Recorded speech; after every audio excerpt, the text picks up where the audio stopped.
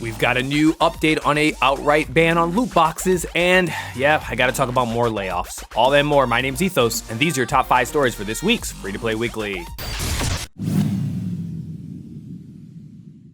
Coming at number 5, a new free-to-play multiplayer tactical shooter is just around the corner. Wizard Games Global Limited is set to launch Battle Teams 2 globally this week. The game has gained popularity in China since its release last year, so now it's going around the world to see if everyone will give it a chance. It features classic game modes such as Battle Royale, Bomb Defusal, Team Deathmatch, and Free-for-All, plus big ones like Big Head Hero and Infected. Battle Teams 2 promises fast-paced and exciting gameplay while keeping the competition fair. Beyond PvP, the game also has a narrative-focused cooperative PvE, where players can team up to face waves of adversaries, beasts, and bosses, using unique abilities and resources to secure victory. Battle Team 2 also includes optimized performance, catering to PCs with varying specifications, and 5 distinct graphical settings ranging from very low to very high. You can download and play this game via Steam starting today at 4 p.m. PST. Moving into story number 4, get ready folks, because on February the 13th, I will specifically be ready to play a little bit of Mass Effect in Destiny 2, even though I haven't played Destiny 2 in forever. It looks like Bungie has teamed up with BioWare and EA to introduce the Normandy Crew bundle featuring armors and sets inspired by Commander Shepard, Garrus, and Liara. The bundle, available in the game store, will include an N7 armor for Titans, a Vicarian set for Hunters, and a Shadow Broker set for Warlocks. In addition, the Alliance Requisitions bundle will be available for free. This bundle will include a free Ghost Shell, an Alliance Frigate ship, and an Alliance dropship Sparrow. There will also be an Omni Strike finisher and Flux Dance emote available as well. And moving into story number 3, Call of Duty Modern Warfare 3 has quite the intricate matchmaking system, and this past week they took to their blog to explain how the system works to ease up on recent concerns brought up by Call of Duty players. There's many factors that go into making a lobby in Call of Duty Modern Warfare 3, including connection, time to match, playlist diversity, recent maps and modes, skill, performance, input device, platform, and whether or not voice chat is enabled. Together, these factors combine to quickly analyze and place players together in a lobby.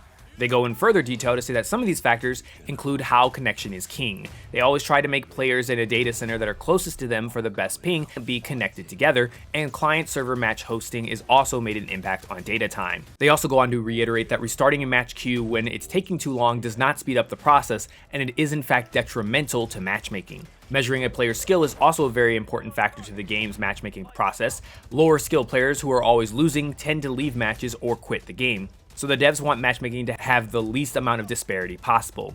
One thing that they do not consider is time played, as other factors such as connection and skill take precedence. You can check out the full blog and the QA on the official Call of Duty website. And moving into story number 3, Germans, much like every other player in every other country, dislike loot boxes. And according to the Bund die Britten, the parliament of the German state of Bremen is advocating for the ban on loot boxes in video games. The coalition consists of Social Democrats, the Greens, and the FDP. The motion was passed despite opposition from the Christian Democrat Union, CDU, which alternately proposed including ID verification for in-game purchases and displaying prices in euro. Those two parts were rejected. The state parliament has now requested the state senate to advocate for the coalition's proposals at a nationwide level. The coalition also calls for bans on social casino games, premium currency, and live streaming of games featuring loot boxes. Meanwhile, the CDU suggests additional measures such as monthly spending limits, warning players about the risks before playing, and a ban on loot boxes for users under 10 years old. As of now, nothing changes though. Germany's current regulation requires games containing loot boxes to declare this on the box, impacting the age range assigned by local rating bodies USK. The notion does, however, signify a growing concern about the impact of loot boxes in Germany, Europe, and beyond. And coming at story number 2, another batch of layoffs was announced this past week. This one isn't quite as massive as the others, but it still sucks, because those being laid off are at Ethos Montreal, a subsidiary of the Embracer Group. The creators of Marvel Avengers announced via Twitter today that it was part of Embracer's ongoing restructuring, and it has let go of 97 people from development teams, administration, and support services. Also, according to a report from Bloomberg, and this is devastating for me, the layoffs were also accompanied by the cancellation of a Deus Ex game that had been 2 years into development. The game has not been officially announced and had not begun production yet and was scheduled for later this year. Instead, reports are that what's left of the team will be shifting their focus to an original franchise. And moving to number 1, your biggest story this week. As Microsoft laid off almost 2,000 employees last week, Mike Yarba also announced that he was leaving the company, and a new president of Blizzard was expected to be announced within the week. This announcement comes a little bit sooner, as this week we have found that Joanna Faries has been named the gaming company new leader. For the last 5 years, Ferries has been the general manager for Call of Duty, the Call of Duty Esports Commission, and the senior VP head of leagues. This follows over 11 years of experience in NFL marketing and business development. In an email sent to Blizzard staff and later shared on Twitter by Ferries, the new leader says that the news of my appointment may no doubt bring up a range of reactions, questions, and even concerns. Activision, Blizzard, and King are decidedly different companies with distinct games, cultures, and community. It's important to note that Call of Duty's ways of waking up in the morning to deliver for players can often differ from the stunning games in Blizzard's realm. Ferries will officially begin the job on February the 5th and will be headed to Ivern to meet employees, hold calls for those who are not there, and begin prep for a town hall that will be held later.